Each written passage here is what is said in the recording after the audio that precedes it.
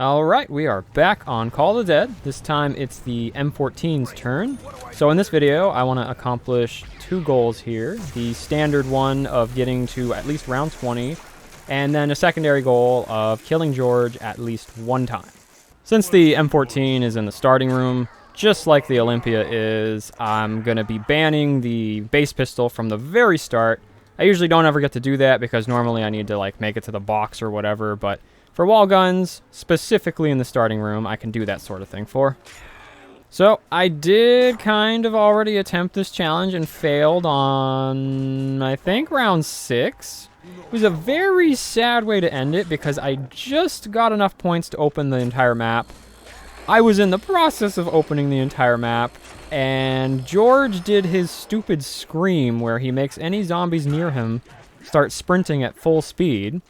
I was still expecting zombies to be moving at like this kind of speed. So yeah, that caught me off guard and I got 2 shot by 1. But in terms of the actual attempt I am on here, not dying, I'm expecting the M14 to start off being way better than the Olympia was. I really struggled at the beginning with the Olympia. But once I pack-a-punch it, I feel like the Hades is probably way better than the pack-a-punch version of the M14 is. The Olympia one-shots until like round 18 or something because of that special fire property it gains. Whereas the M14, I'm pretty sure it's just like, maybe it doubles its damage? Which, I mean, that's good, but it already doesn't one-shot on 4 with a headshot, so I just really can't imagine it comparing to the damage output that Hades has. But I am almost positive what I said in my last video is correct in that the Hades fire property has some weird thing going on with it that does not affect George at all. So I'm definitely expecting the Pack-a-Punch M14 to kill George way faster than the Hades did. I could probably survive another round or 2 in here, but there's no need to really risk that, so I'm going to start opening the map. What the? Are you kidding me? Wow, that was unlucky. Whatever. Same thing as the Olympia. Going down doesn't really matter that much if I'm only needing to make it to 20. And I have 3 quick revives I can use. Although getting double hit by a zombie on round 5 will never not be frustrating. They just really shouldn't have the ability to double hit until later on because, I mean, a double hit instantly downs you. That's so stupid. I mean, the zombies gain speed over time. Like, the further you progress in the rounds, the faster the zombies get. Couldn't they have done the same thing with, at first, they can only hit you once, but then by round 10, they can hit you twice. So, I did kind of just use an entire death machine on George, which is going to make it a little bit tough to tell exactly how much damage the Pack-a-Punch version of this thing does. But I did the same thing in the Olympia video, so whatever, I guess. Anyway, I have Juggernog now, so I feel safe. As soon as I got Juggernog in the Olympia video, I never went down again until I decided to end the challenge. I feel like I'm playing bad though, so I want to be smart, so I'm going to take George to a really, really far away spot so that he will leave me alone for the entirety of round 7.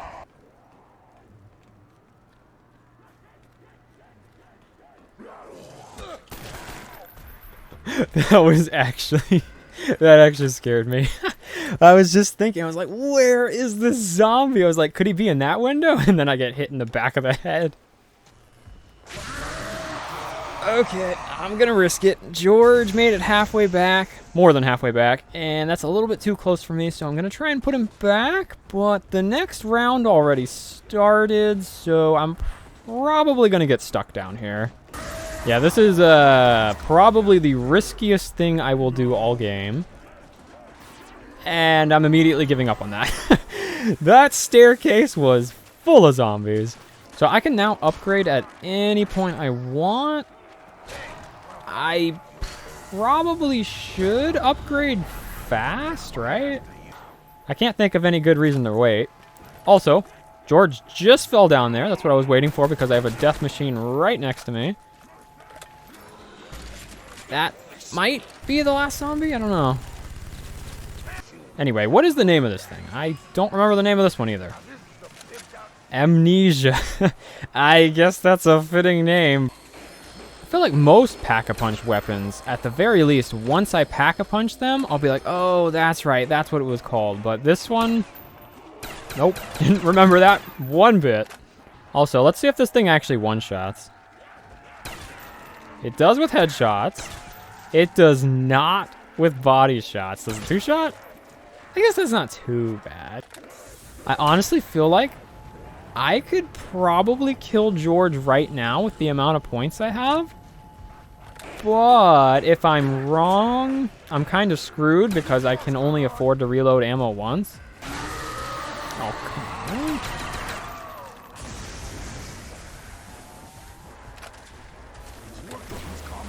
Oh, George, I swear, if you get me killed here. We're good, we're good, we're good. We're totally good. Yeah, okay, I made it.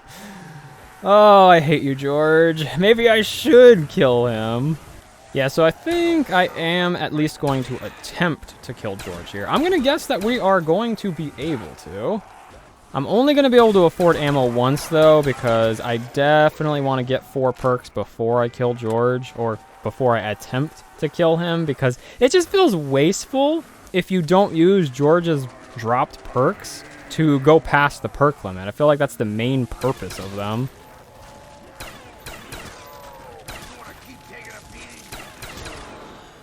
So the last zombie that's left already has a limb blown off, and I'm pretty sure a grenade would kill him. So you can forcibly despawn and respawn the zombies by having them launch off of that. It will not count as a kill, so if it's the last zombie, he'll just respawn somewhere else. Alright, so I have almost full ammo, and I can afford to buy ammo one more time. I expect George to die probably after like 200 ammo. You know, I guess it's actually perfect that I use exactly 2 death machines on George, because that's exactly what I did in the last video with the Olympia, so it should be a pretty good comparison. Wow, okay, he died after like 100. Holy crap, the Olympia Hades sucks, at least against George. Get Mule Kick. Why do I always get Mule Kick from free perks on weapon-locked challenges? Honestly, with how easy that was, I might be able to kill George 3 times by round 20. I guess I don't really have a way of gauging just how much the death machine helped. So George's health went to the full yellow flickering, like as soon as the second death machine ended. I would guess that's like either 1/3 or 25% health remaining. Alright, so yeah, I'm completely out. I'm gonna need to get every single zombie to spawn before I leave this area, because I don't want anything spawning in front of me. I really, really hate the way that spawning works on the PC version of this, by the way. I am so used to the PlayStation version where if I gather up all the zombies over there... Also, George is back, what the heck? If I gather up all the zombies over on a different part of the map, and then I run over here to get ammo, all the zombies, they'd be following right behind me. But on the PC version, nope, they just despawn and then they respawn right where you are. It feels really cheap, but on top of that, it's also, like, I mean, the main thing I'm trying to do when I play zombies is gather up all the zombies in one spot, so that way I can conserve ammo because my bullets pierce through the ones in front and hit the ones behind them. If I have to gather a horde, move somewhere else, and then I have to regather the horde, it's just a waste of time. Yeah, if it wasn't for the performance issues, which are horrible, by the way, on console, if it wasn't for those, I would actually prefer the console version over PC. And, you know, then there's also the issues with your controller randomly disconnecting on PC, but that's probably just because I'm using a PlayStation controller, and PCs are meant for Xbox controllers. I totally have nothing against Xbox controllers, by the way. I would use one if I had one. It's just, I grew up with PlayStation, so I have PlayStation controllers lying around. I don't want to have to spend extra money if I don't have to, but I'm definitely considering it because of how much of a hassle using PlayStation controllers has been on PC. Also, if you haven't noticed, I've kind of run out of things to talk about specifically related to this challenge, so that's why I've been kind of just talking about random stuff. Okay, I'm in a pretty bad spot here, so I am going to hide in this corner until I get overrun. I have this door up here still locked, so that's what I save it for, exactly these kinds of situations. There's no way I'm going to finish the round in here with this, so I will absolutely be opening this door by the end of this round, or like right now maybe.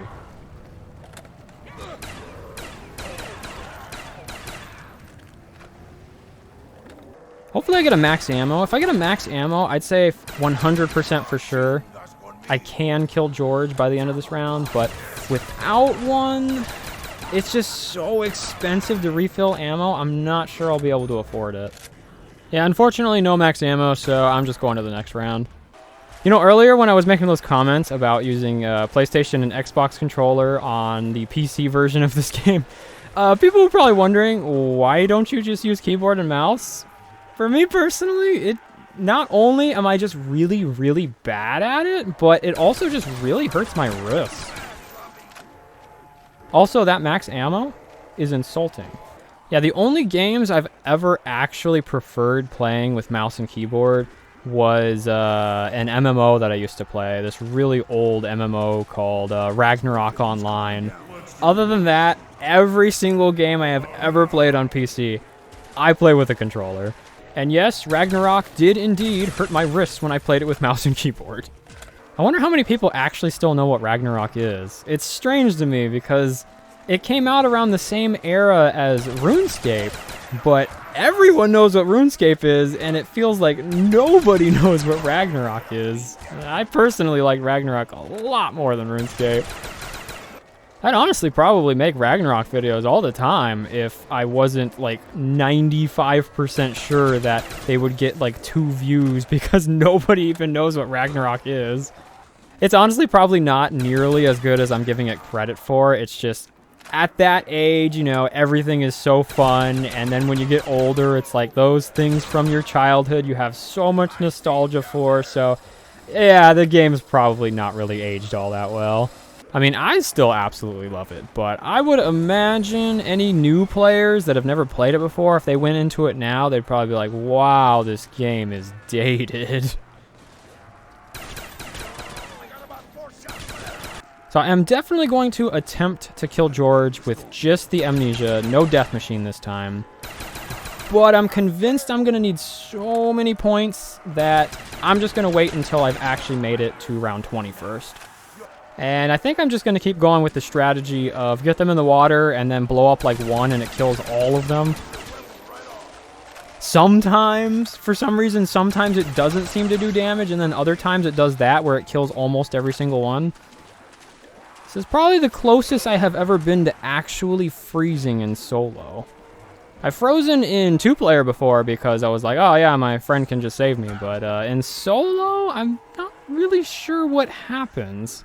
I don't think a zombie one-shots you, but I'm not sure, because every time I've been frozen, like I said, it's been in 2-player, and every time I've had a friend save me, so I don't actually know what happens when you freeze and then get hit by a zombie. Okay, so I have the death machine right in front of George, but I am not going to touch him with it. I guess I'll record this entire section to show that I am not hitting George at all with it. I might hit him once by accident or something, but I'm not going to focus on him.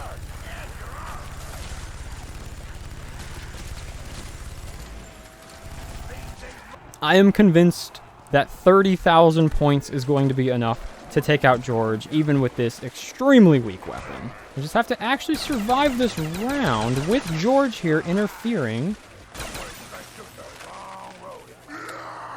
So, I wonder how much damage that does, because George at least acts as if he takes damage when an icicle zombie explodes near him. I'm going to say that there is no doubt in my mind I can kill him at least once here. Alright, first time purchasing ammo, but I only started with like 40 ammo, so it doesn't really count. Well, I'll probably see you guys in like 15 to 20 minutes, unless both of my crawlers die, which does randomly happen on this map for some reason. So, I only had to buy ammo fully one time, because the first time... Wow. Thanks, George. No perk this time, but I mean, that's the end of the challenge anyway. But wow, I totally got cheated at the end there. But yeah, I only needed to buy ammo twice. And like I was saying, the first time, I only had like 50 ammo out of the starting 200. So yeah, I am absolutely convinced that George either has minimized or nerfed shotgun damage against him, or it's just the Hades specifically, because it has that fire effect. It just does not do any increased damage to George. So one more thing I will absolutely have to test on this map specifically is using like the stakeout. Wow. When I do that challenge, I'll have to use the stakeout here to see if it's just shotgun damage in general or Hades specifically. But yeah, that's the end of this video. So thank you guys for watching. I'll see you in the next one.